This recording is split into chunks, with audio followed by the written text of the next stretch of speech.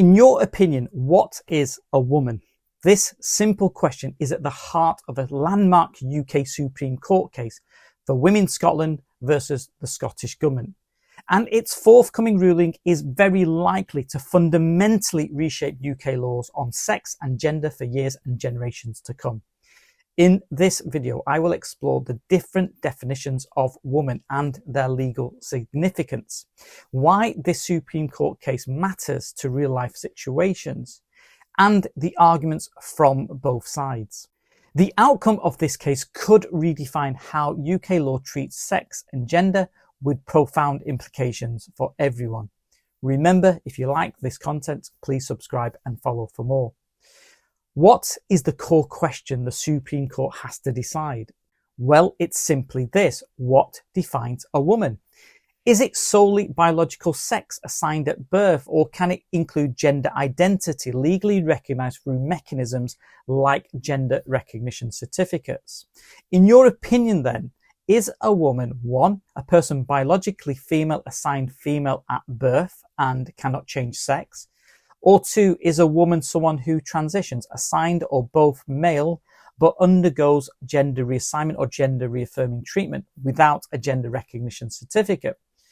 Or three, is a woman someone who simply identifies as a woman, whether they have received treatment or not, whether they have a gender recognition certificate or not? Or four, is a woman someone with legal recognition, a transgender person with a gender recognition certificate who has lived as a woman for 2 years as per the law? Your answer on what is a woman might depend on whether you see sex as biological and immutable, or gender as a social construct that can change throughout life. So why does this Supreme Court case matter? The legal definition of woman and a man is said to have real-life world consequences in many areas of our lives, such as policing. Should a police officer who was born male but now identifies as a woman be allowed to conduct intimate searches on female detainees? Single-sex spaces. Who should be allowed access to women-only refuges, toilets and changing rooms? Workplace protections. Should trans women count towards gender quotas for female representation on public boards? Religious roles.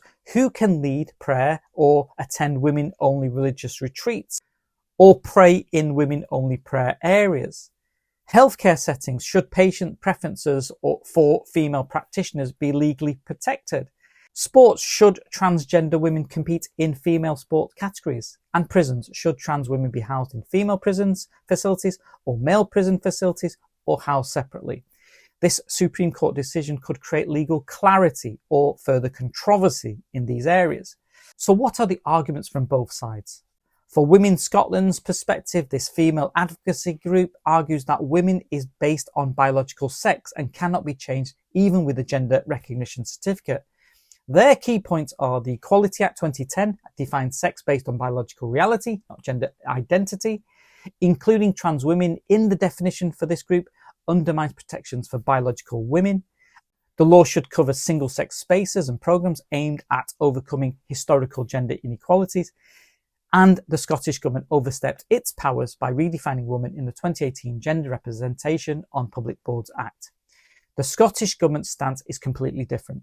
The Scottish Government argues these following key points. The gender recognition certificate legally changes sex, making a transgender woman legally female. Recognising trans women aligns with modern equality standards. The Equality Act already allows certain exceptions, e.g. in sport and single-sex spaces and single-sex services. And devolution gives Scotland the power and the right to define woman for its legislation.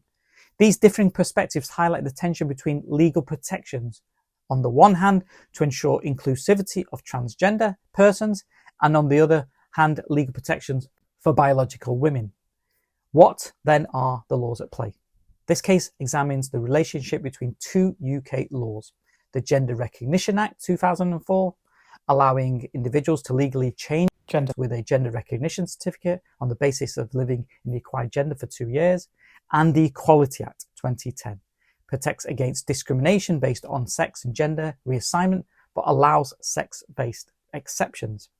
The Supreme Court will need to determine whether the gender recognition certificate changes a person's sex for all legal purposes or whether biological sex remains legally relevant in all or certain contexts.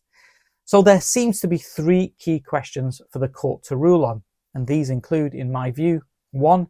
Does sex in the Equality Act mean biological sex or legal sex after obtaining a gender recognition certificate? 2. Can trans women access women-only spaces, or does the Equality Act allow for their exclusion? And if so, which areas should trans women be excluded from or included in? And 3. Did the Scottish Government exceed its powers by redefining woman in the 2018 Act? So when will the court decide?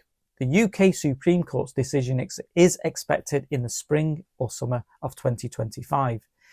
The ruling will potentially have major implications for equality representation and legal clarity in policing, single-sex spaces, workplaces, religious institutions, sport, prison authorities, and other areas of our lives. In conclusion, what do you think is a woman? The definition of woman is not just an academic debate. It affects policies and protections and societal structures. In your opinion, what should the law prioritize? Biological sex as an immutable fact, or gender identity as affirmed through the gender recognition certificate, or gender identity as self-defined? Feel free to comment, and don't forget to like and share and subscribe for more legal insights. Stay respectful in the comments, and thank you for watching.